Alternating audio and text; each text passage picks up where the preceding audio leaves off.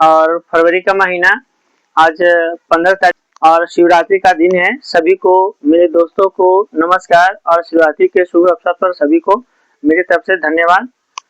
और आगे हम बताते हैं 9th क्लास का। क्या 9th क्लास का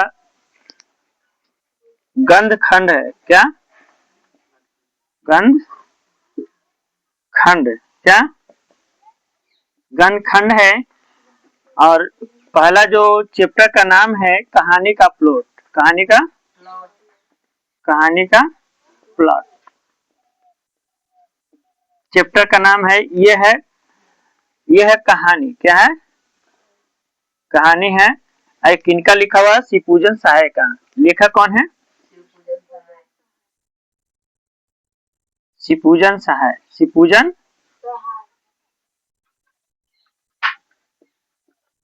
सहाय 9th क्लास का गोधूली है नाम किताब का, गोधूली। ठीक है। तो गणखंड कहानी का प्लॉट, ये जो है कहानी का प्लॉट एक कहानी ही है। और लेखक कौन है? शिवपूजन सहाय। तो हम आगे चैप्टर से परिचय देते हैं। आगे जो लेखक का परिचय है उसके बारे में दे रहे हैं। तो शिवपूजन सहाय का जो जन्म हुआ था वो हम बताते हैं। तो जन्म हुआ था बाबू 9 अगस्त 1883 ईस्वी को। कहा हुआ था? 1883। उनवास ग्राम का नाम क्या है? उनवास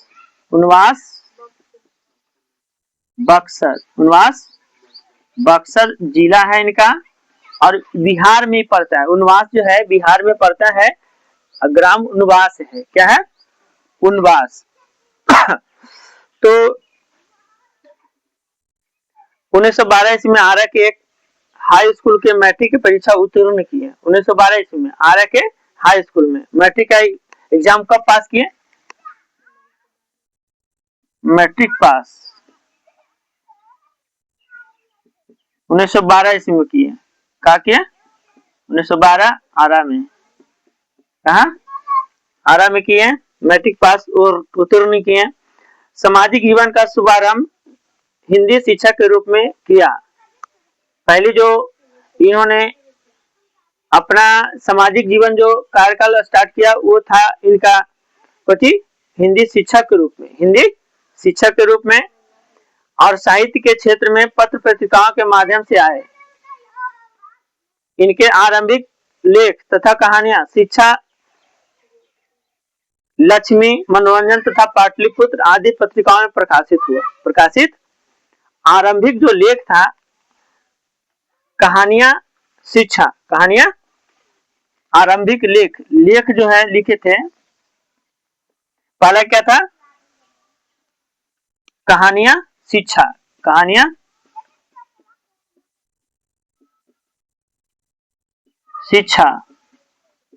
दूसरा क्या था? दूसरा था बाबू लक्ष्मी। क्या?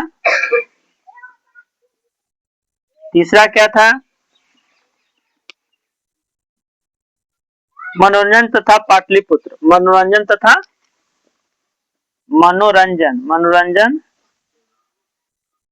तथा पाटलिपुत्र।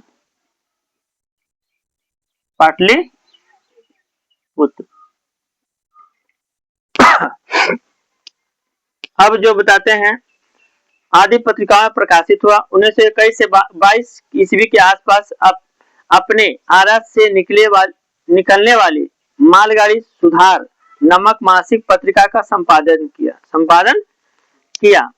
आरा से 1900 कब निकला था? ये पत्रिका था मारवाड़ी सुधार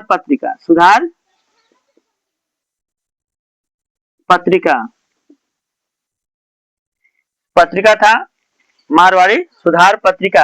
ये 1921 और 22 के बीच में ये प्रकाशित हुआ था। 1921 से 22 के बीच में प्रकाशित हुआ था। ये मासिक पत्रिका है। क्या है? मासिक मासिक पत्रिका,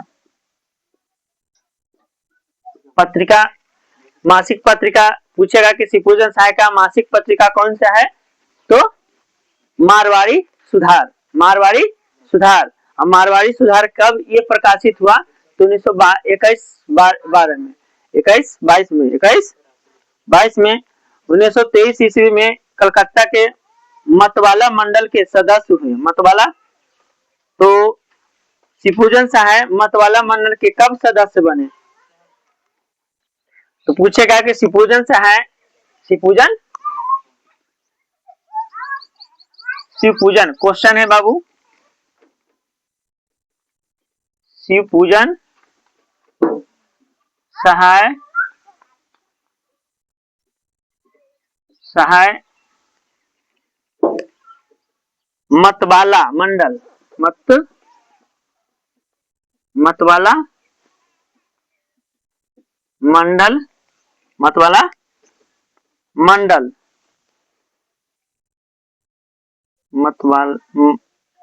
मतवाला मंडल के कब सदस्य बने, कब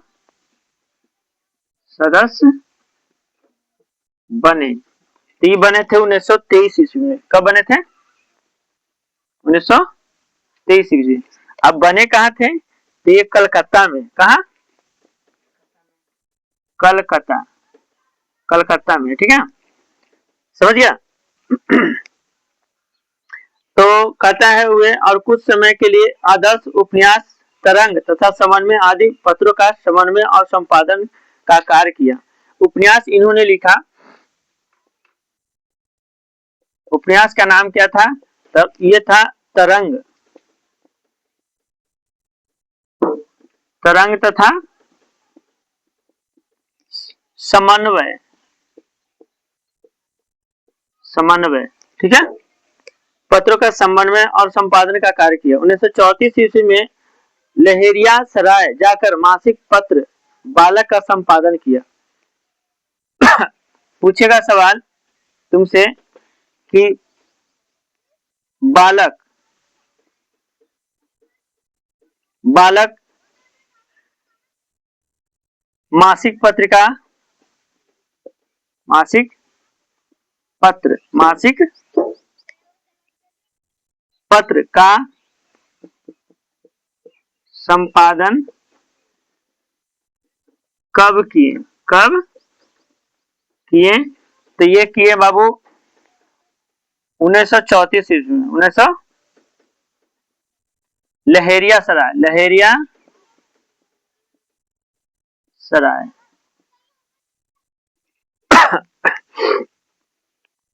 अब क्या कहते, स्वतंत्रता के बाद बिहार राष्ट्र भाषा परिषद के संचालक तथा बिहार हिंदी साहित्य सम्मेलन की ओर से प्रकाशित साहित्य नामक शोध समीक्षा प्रधान त्रैमासिक, त्रैमासिक समझते हो, 3 महीने पे, पत्र के संपादक बने।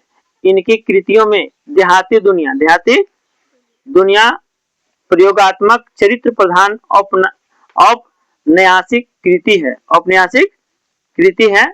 देहाती दुनिया एक कहानी है इनका लिखा हुआ, देहाती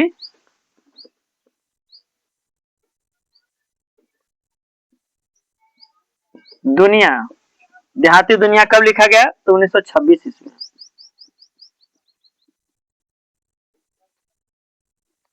तो पूछेगा कि शिवपूजन साय का देहाती दुनिया कब लिखा गया है, तो 1926 ईस्वी।